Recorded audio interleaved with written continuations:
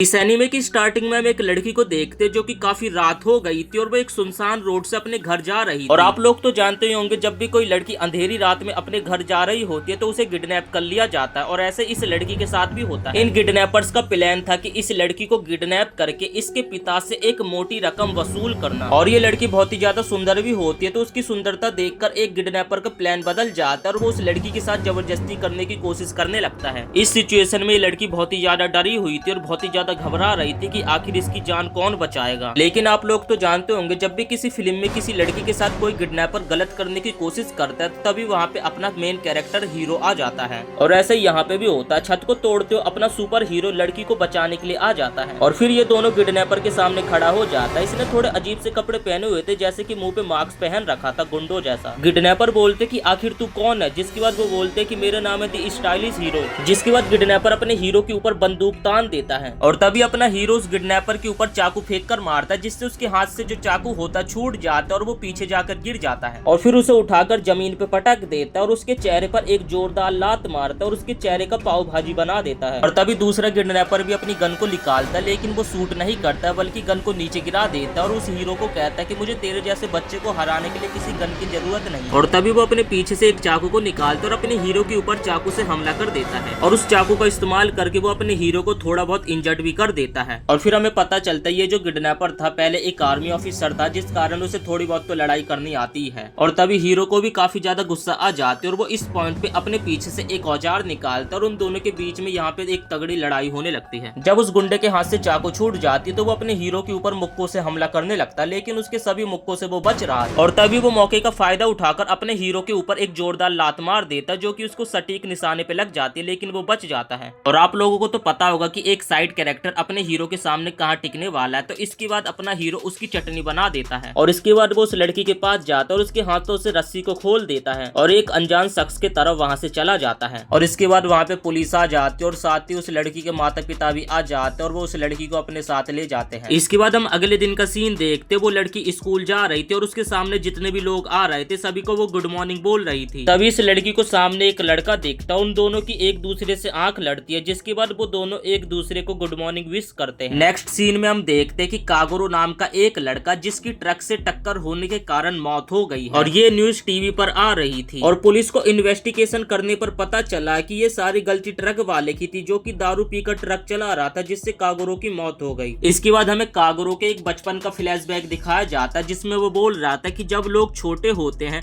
तो उनका सपना होता है कि वो बड़े होके एक सुपर हीरो बने और इसी तरीके से कागोरो को भी एक सुपर हीरो बनना था। लेकिन जैसे जैसे लोग धीरे धीरे बड़े होने लगे तो उन लोगों का बचपन का जो सुपर हीरो बनने वाला सपना था वो अचानक से कहीं गायब हो गया। लेकिन मैं उन लोगों से अलग था, मेरे अंदर एक अलग ही पैशन था हीरो बनने का और मैंने हर स्किल को मास्टर किया ताकि मैं स्ट्रॉन्ग बन जाऊं। और मैं जब स्कूल में होता था तो अपनी सारी एबिलिटीज एक मास्क के पीछे छुपा कर रखता था और मैं अपने आप को स्कूल में एक एवरेज स्टूडेंट की तरह सभी के सामने दिखाता था। स्कूल में सबको लगता था कि वो एक लूजर है, लेकिन मार्क्स के पीछे जब वो होता था तो वो करता था एक सुपर हीरो बनने की ट्रेनिंग। लेकिन कहानी में एक नया ट्विस्ट आता है, ये जो हमारा सुपर हीरो होता है वो अचानक से एक अलग दुनिया में पहुंच जाता है, जहां पर हमें दिखाया जाता है कि उसके सामने काफी सारी लड़कियां खड़ी होती हैं। वो लड़कियां उसे कहते हैं कि हमने उसे पूरी तरीके से सराउंडेड कर लिया और उसके पास भागने की अब कोई भी जगह नहीं है। तभी दूसरी लड़कियां बोलती कि आपने जैसा सोचा था वैसा ही सारा प्लान के अकॉर्डिंग हुआ है। जिसके बाद और कुछ लड़कियां बोलती कि हमने इतने सालों में इतना बड़ा हंट कभी भी नहीं किया है। और यहाँ पे कागुनो सोच रहा था कि ये जो भी कुछ हो रहा है वो अच्छा है और मुझे एक नई जिंदगी जीने का मौका मिल रहा है और जैसा मैं दूसरे वर्ल्ड में एक सुपर हीरो बनना चाहता था वैसा मुझे इस वर्ल्ड में बनने का मौका मिल रहा है और जो मुझे पावर्स चाहिए थी मैजिक की वो भी मुझे मिल चुकी है। और इसके बाद कागुनो सभी को ऑर्डर देता अपने पीछे चलने के लिए और वो लोग उसके पीछे जाने लगते हैं।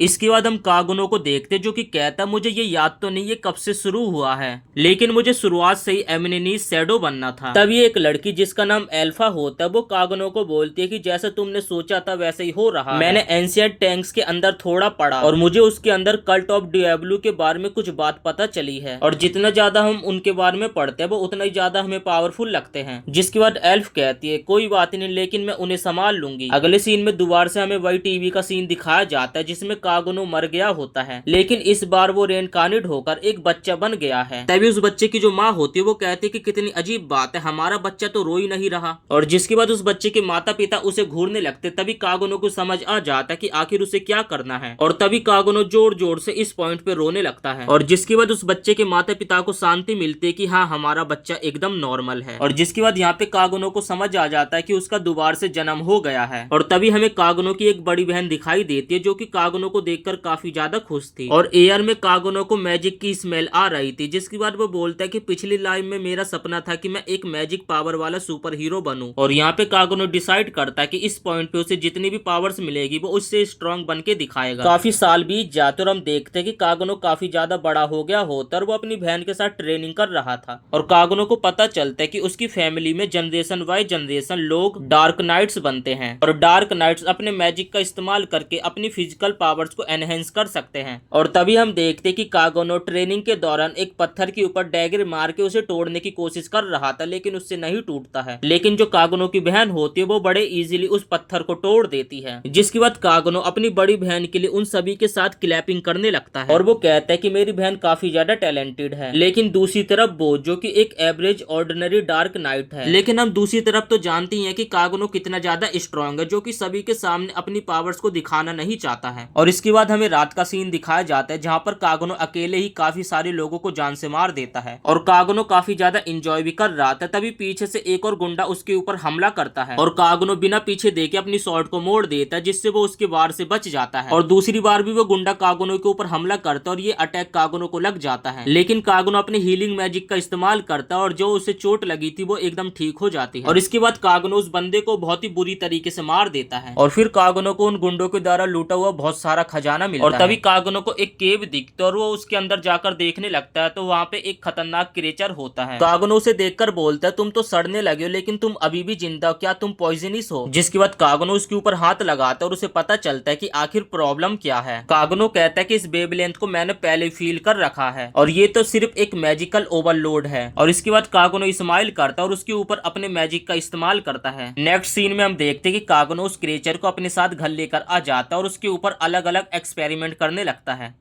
और काफी दिनों तक वो उस क्रिएचर के ऊपर एक्सपेरिमेंट कर रहा था और उसके सारे के सारे एक्सपेरिमेंट एकदम फेल हो रहे थे। लेकिन एक महीने बाद वो उस क्रिएचर के ऊपर लगे ओवरलोड को हटा देता है, जिससे कि वो क्रिएचर एक लड़की में ट्रांसफॉर्म हो जाता है, जो कि ऐसी वैसी लड़की नहीं बल्कि एक एल्फ लड़की होती है। और जैसे उसकी आंखें खुलती है तो सबसे पहले वो कागुरा को देखती है, लेकिन कागुरा उससे दूर जाके बैठ जाता है और फिर वो कहता है कि एम्ब्रेस इन दी शैडो का ये पहला इंप्रेशन है तो मेरे को अच्छे से दिखना होगा। इसके बाद वो लड़की जाग जाती है। कागुरो उसे देखकर बोलता है कि अच्छा तुम जाग गई हो। और जिसके बाद कागुरो कहता है कि मैंने तुम्हारे ऊपर के कर्ज को हटा दिया। और फिर वो लड़की बोलती है कि कौन सा कर्ज? जिसके बाद कागुरो बताते हैं कि तुम्हारे ऊपर एक खतरनाक किसी ने कर्ज कर दिया था जिससे तुम एक मॉन्स्टर में तब्दील हो गई थी। ये कर्ज तुम्हारे ऊपर काफी समय पहले किया गया होगा क्योंकि वो लोग जानते होंगे कि तुम हीरोज के डिसेंडेंट हो। जिसके बाद वो उस लड़की को बुक दिखाते हुए कहता है कि तुमने ये बुक तो पढ़ा होगा जिसमें 3 हीरोज एक खतरनाक डीमन को मारते हैं और उसके बाद वर्ल्ड को प्रोटेक्ट करते हैं, लेकिन मरने से पहले उस डीमन ने तुम्हारे ऊपर कर्ज कर दिया था जिससे तुम एक क्रिएचर में तब्दील हो गई थी। और ये सारी चीजें यहाँ पे वो कहानी बना रहा था और सारी चीजें उस लड़की को एकदम झूठ झूठ बोल रहा था। और फिर वो उस एल्फ को कहता है कि मैं तुम्हें मास्टरमाइंड का नाम नहीं बताऊंगा जिससे तुम बहुत बड़ी मुश्किल में आ जाओगी। जिसके बाद वो एल्फ कहती है लेकिन मुझे जानना है। और तभी वो पीछे पड़ी एक बोतल में नाम देखता कल्ट ऑफ डियाब्लो और उस लड़की को वो नाम बता देता है। और वो बोलता है कि कल्ट ऑफ डियाब्लो वो लोग हैं जो कि उस खतरनाक डीमन को दोबारा से जिंदा करना चाहते हैं। फिर कागुनो से बताते हैं कि उनका ग्रुप दिन के उजाले में बाहर नहीं निकलता है बल्कि रात की चंद्रमा में बाहर निकलता है और वो कल्ट ऑफ डियाब्लो के इवन स्कीम को खत्म करना चाहता है। इसके बाद कागुनो अपने डार्क फॉर्म में आ जाता है और उस एल्फ को अपना नाम बताता है। मेरा नाम शैडो है और मैं वो हूँ जो कि शैडो में रहता है और शैडो के अंदर ही हंट करता हूँ। और फिर वो बताता है कि ये मिशन बहुत ही ज्यादा मुश्किल है लेकिन तब भी उसे ये मिशन कंप्लीट करना पड़ेगा। जिसके बाद कागुनो उस एल्फ से पूछते कि क्या तुम मेरे पाथ पे चलने के लिए तैयार हो? इसके बाद वो लड़की सोचने लगती है कि जब उसे ये कर्ज मिला था तो वो सब कुछ भूल गई थी और उसने सब कुछ छोड़ दिया था,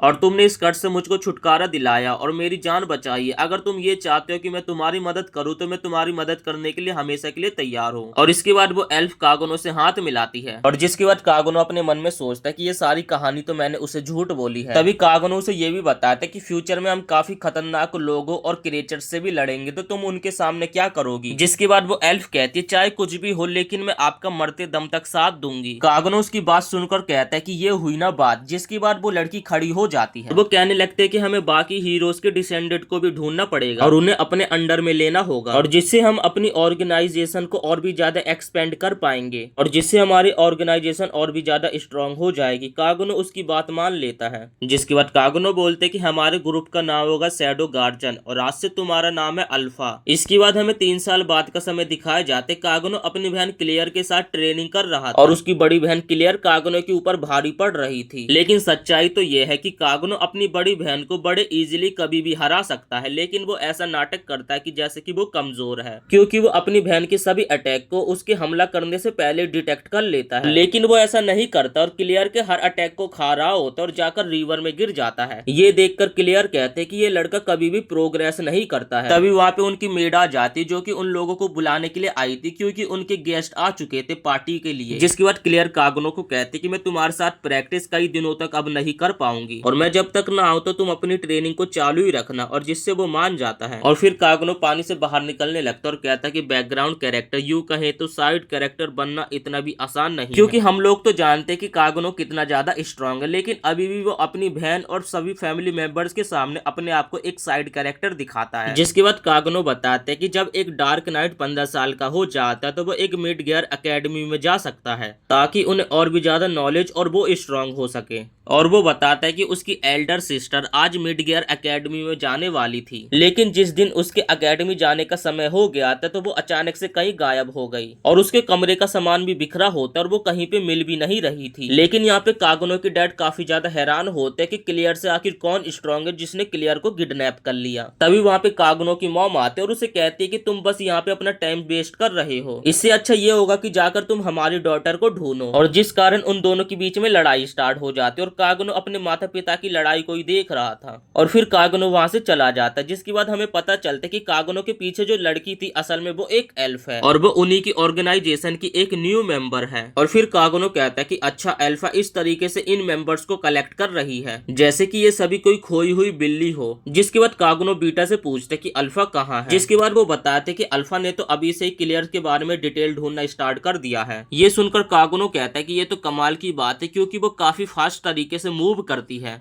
जिसके बाद कागुनो पूछते है कि क्या मेरी बहन जिंदा है। जिसके बाद बीटा बोलती है कि हाँ शायद से, और ऐसा लग रहा है कि जो किडनैपर है वो कल्ट ऑफ डियाब्लो से संबंधित है। जिसके बाद कागुनो बीटा से पूछते कि आखिर उन लोगों ने मेरी बहन को किडनैप क्यों किया होगा। फिर बीटा बताते कि उन लोगों को क्लियर के ऊपर थोड़ा शक है, कहीं वो भी हीरोज की डिसेंडेंट तो नहीं। अगले सीन में हम किडनैपर को देखते जो कि क्लियर को बोल रहा था कि मैं तुम्हारे साथ वायलेंस नहीं करना चाहता हूँ क्योंकि मेरी खुद की एक डॉटर। तभी वो किडनैपर क्लियर को एक लात मारता है लेकिन क्लियर उसके अटैक को डॉज कर लेती है। फिर वो किडनैपर कहते कि मैंने तुम्हारे हाथों को मैजिक से बांध रखा है लेकिन फिर भी तुम मेरी किक से बच गई, काफी अच्छी बात है। फिर वो कहते कि मुझे सिखाया गया है कि इससे फर्क नहीं पड़ता कि तुम्हारे पास कितना मैजिक है, फर्क इससे पड़ता है कि तुम किस तरीके से मैजिक को यूज करते हो और ये बात मेरे भाई ने मुझे सिखाई है। फिर क्लियर कहते कि जब भी मैं अपने भाई से लड़ाई करती हूँ तो लड़ाई के बाद अपने भाई से कुछ न कुछ सीखती हूँ, भले ही आज तक वो मुझसे लड़ाई में कभी भी जीत नहीं पाया है। जिसके बाद वो किडनैपर कहते कि मैंने तुम्हारे भाई के बारे में सुना, एक बार तुम पोजेस हो गई थी तो उसने तुम्हें हील करा था। जिसके बाद वो बोलती कि आखिर ऐसा कैसे हो सकता है, वो लड़का मुझे कैसे हील कर सकता है। मैंने कई बार लोगों को बताने की कोशिश करी लेकिन मेरी बातों पे कोई भी यकीन नहीं कर रहा था। ये सुनकर वो किडनैपर कहता है अगर ऐसी बात है तो फिर मुझे तुम्हारे भाई के बारे में और चीजें जाननी होगी। ये सुनकर क्लियर को गुस्सा आ जाता और वो अपने हाथों की जंजीर को तोड़ देती और उस किडनैपर के ऊपर एक जानलेवा हमला करती है। और फिर वो गुस्से में बोलती कि अगर तुम मेरे भाई के थोड़ा सा भी नजदीक गए और उसको परेशान करने की कोशिश भी करी तो मैं तुम्हें जान से मार दूंगी और साथ ही तुम्हारे वंश को भी खत्म कर दूंगी। ये सुनकर किडनैपर क्लियर को एक पंच मारता जिससे क्लियर बेहोश हो जाती है और फिर वो कहते कि ये चीजें जल्दी खत्म हो जाएगी जब मैं तुम्हारे ब्लड को एनालाइज कर लूंगा और ये पता चल जाए कि तुम कंपैटिबल हो कि नहीं। और तभी पीछे से एक बंदा आता, वो कहता है कि कुछ घुसपैठिए घुस गए और देखने से लग रहा है कि कि वो 7 लोग हैं और वो बंदा बताता है कि उन लोगों ने सभी को जान से मार दिया। जिसके बाद वो किडनैपर उस वाली जगह पे जाता है देखने के लिए और वो देखकर एकदम हैरान हो जाता है। उसके जितने भी साथी थे सभी को उन लोगों ने जान से मार दिया था। किडनैपर उन लोगों से पूछता है कि आखिर तुम लोग कौन हो। जिसके बाद अल्फा उसे बताते कि हम लोग शैडो गार्जियन हैं और हमें कल्ट ऑफ डियाब्लो और साथ ही रिवाइवल ऑफ डियाब्लो के बारे में सब कुछ पता है। ये सुनकर वो किडनैपर कहते हैं कि आखिर तुम्हें सीक्रेट कैसे पता, और वो अल्फा के ऊपर हमला कर देता है। लेकिन अल्फा उसके ऊपर भारी पड़ रही होती है और उसे मार देती है। और इस पॉइंट पे हमें काफी मस्त एक तलवारबाजी देखने को मिलते। तभी वो अचानक से आदमी कुछ अजीब सी चीजों को खा लेता है जिससे उस आदमी में एनर्जी आ जाती है और वो अल्फा के ऊपर हमला करने लगता है। लेकिन अभी भी अल्फा उसके ऊपर भारी पड़ रही थी। जिसके बाद वो आदमी एक गड्ढा करके जमीन के अंदर चला जाता है, जिसपे एक एल्फ बोलती है कि क्या हमें उसके पीछे जाना चाहिए। अल्फा कहती कि ऐसा करने की कोई जरूरत नहीं, वो शैडो की तरफ ही जा रहा है। जिसके बाद वो एल्फ कहती है क्या वो इसलिए हमसे अलग हुआ था। लेकिन हमें पता चलता है कि असलियत में शैडो के साथ हुआ क्या था कि वो रास्ता ही भूल गया था।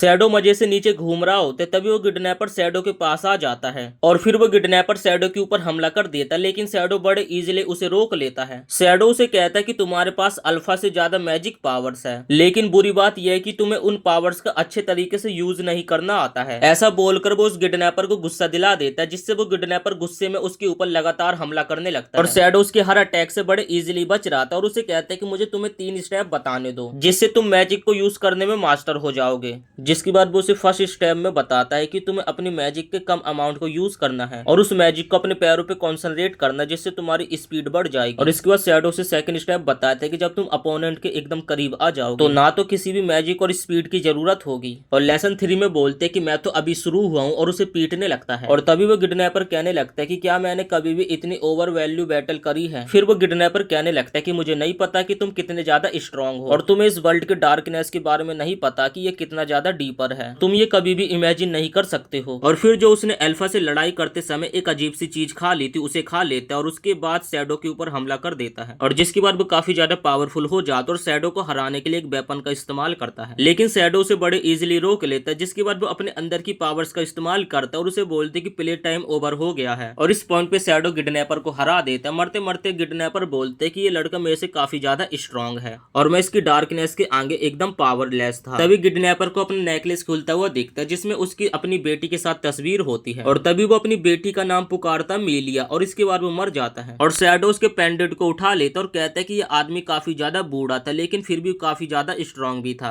और जिसके बाद शैडो बताते कि ऐसा हुआ था उस दिन और उनका रेस्क्यू मिशन सक्सेसफुल हो जाता है। और वो बताते कि उसने क्लियर की चैन को भी खोल दिया था, जिसके कारण अगले दिन क्लियर घर भी आ गई थी। लेकिन वो काफी ज्यादा खराब हालत और खराब मूड में भी थी और जो उसकी इंजरीज थी वो रात भर में हील भी हो गई। जिसके बाद वो अगले दिन रॉयल कैपिटल के लिए रवाना हो गई और वो ऐसा एक्ट कर रही थी कि जैसे रात को कुछ हुआ ही नहीं हो। और जिसके बाद वो वहां से रॉयल कैपिटल के लिए रवाना हो जाती है। इसके बाद हम कागनो को देखते हैं जो कि कैसल की छत के ऊपर खड़ा हुआ था और वो कहते कि काश मैं भी रॉयल कैपिटल जा पाता, लेकिन कोई बात नहीं, मेरे पास 2 साल है तो मैं 2 साल के लिए अल्फा और सभी से काम कराऊंगा। तभी अल्फा शैडो से कहते कि हमारा समय हो गया, हमें यहाँ से जाना होगा और ये हमारा फाइनल गुड बाय है।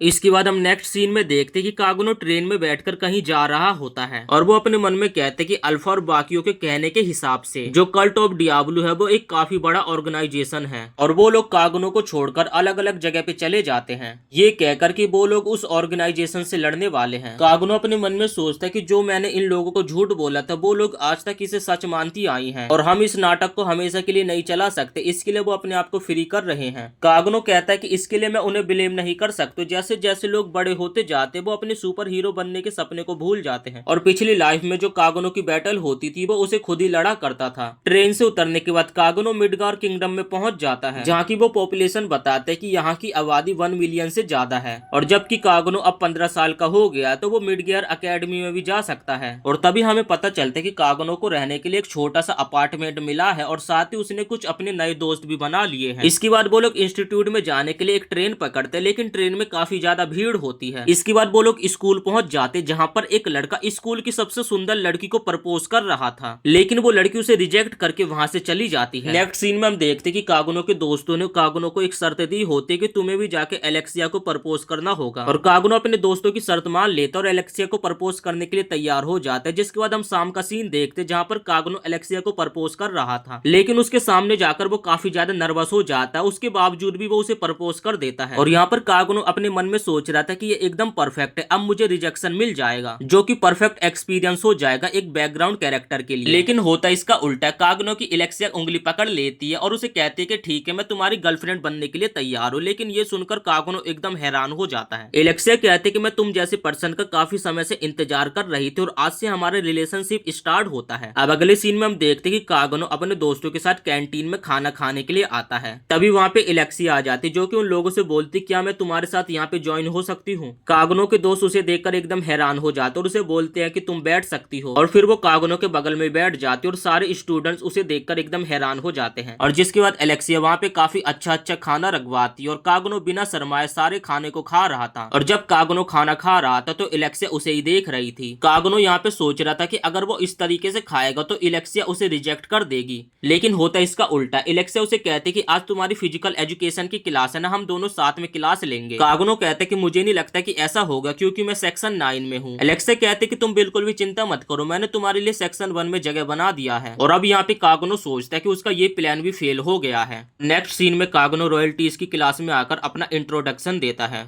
इसके बाद हम देखते हैं कि कागनो और एलेक्सिया एक दूसरे से लड़ाई कर रहे थे, क्योंकि क्लास में सभी लोग एक दूसरे से लड़ाई कर रहे थे और ये एक ट्रेनिंग का पार्ट था। और कागनो एलेक्सिया को एनालाइज कर रहा होता है और कहता है कि उसके अटैक लगते नहीं हैं और उसके मूवमेंट भी काफी ज्यादा स्लो है और वो ज्यादा मैजिक का यूज नहीं कर पाती है। और स्टार्टिंग में मुझे लगा था कि वो अपने लेवल को मेरे लेवल के हिसाब से मैनेज कर रही है और कागनो ये देख पा रहा होता है कि उसकी टेक्निक काफी ज्यादा अच्छी है, लेकिन उसके अटैक काफी ज्यादा नरम है और ये वर्ल्ड एलेक्सिया को उसकी बहन से कमजोर मानते हैं। तब हमें पता चलता है कि एलेक्सिया की बड़ी बहन इस किंगडम में सबसे ज्यादा पावरफुल है और वो एक मैजिक नाइट है। और तभी वहाँ पे जीनोन आता, जो कि सभी को कहता है कि आज के लिए इतना काफी है। और यहाँ पे एलेक्सिया कागनो को शुक्रिया कहती आज उसके साथ ट्रेनिंग करने के लिए। और जिसके बाद एलेक्सिया जीनोन के पास आकर उसे कहती कि मैंने डिसाइड कर लिया है कि मैं उसकी गर्लफ्रेंड बनूंगी। और यहाँ पे उन दोनों के बीच में बहस होने लगती है और कागनो उन दोनों के मैटर में नहीं पड़ना चाहता था, जिसके कारण वो सुमड़ी में वहां से जाने लगता है। अगले सीन में हम कागनो और एलेक्सिया को देखते, जो कि दोनों साथ में बैठे हुए थे। जिसके बाद कागनो कहते हैं कि तो तुम जीनोन के साथ अपनी एंगेजमेंट नहीं करना चाहती हो, इसलिए तुमने मेरे जैसे लो क्लास को अपना बॉयफ्रेंड बनाया और इसलिए तुम मेरा यूज कर रही हो। लेकिन मुझे माफ करना, मैं ज्यादा अटेंशन नहीं डिजर्व करता हूँ और ना ही मैं तुम्हारी प्रॉब्लम के अंदर मिक्स होने में इंटरेस्ट रखता हूँ। एलेक्सिया कहते कि तुम मेरे बॉयफ्रेंड हो तो ऐसी बेवकूफी वाली बातें कैसे कर सकते हो। जिसके बाद कागनो कहते कि मैं सिर्फ तुम्हारा नाम का बॉयफ्रेंड हूँ। फिर एलेक्सिया कहते तुम तो मुझसे भी ज्यादा बुरे हो, तुमने अपना फेक लव मुझसे कन्विंस करा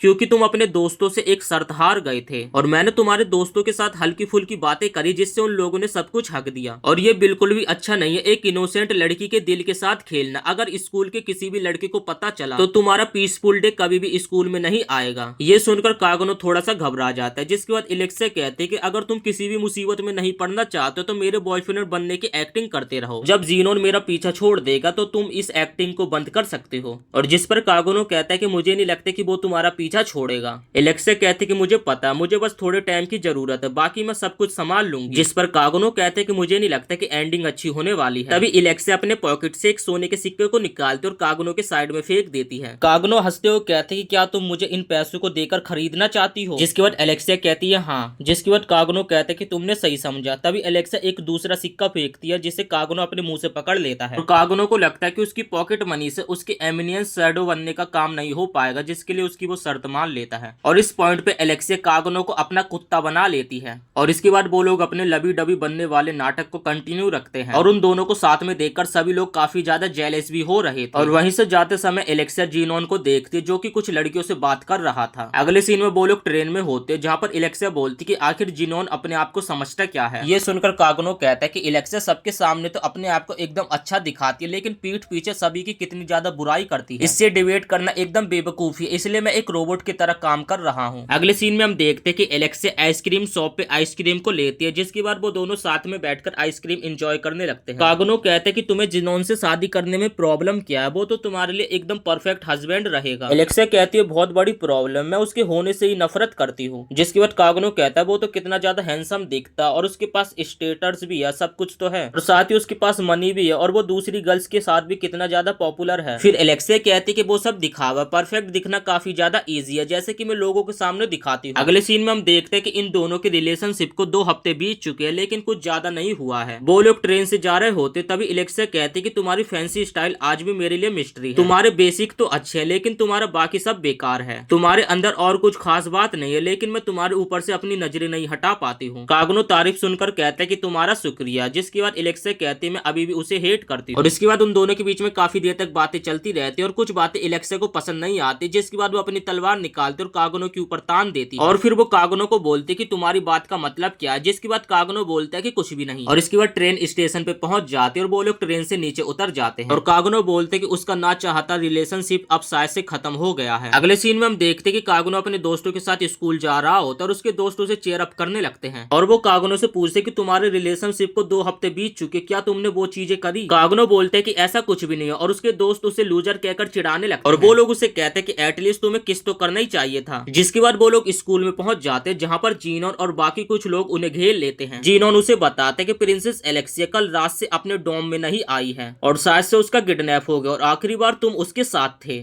और तुम इस बात के सस्पेक्ट हो। जिसके बाद जीनोन कागनो से कुछ सवाल जवाब पूछने लगता है। तभी कागनो देखता है कि दूसरी तरफ सभी लोग कागनो से लड़ने के लिए तैयार खड़े हुए थे और कागनो अपने आप को खुद ही सरेंडर कर देता है, क्योंकि उसे ज्यादा मुसीबत में नहीं पड़ना है। और दोस्तों, उम्मीद करते आपको ये एनीमे पसंद आया होगा। अगर आप इस एनीमे का नेक्स्ट पार्ट देखना चाहते हैं तो वीडियो को एक लाइक करके चैनल को भी सब्सक्राइब जरूर से कर देना।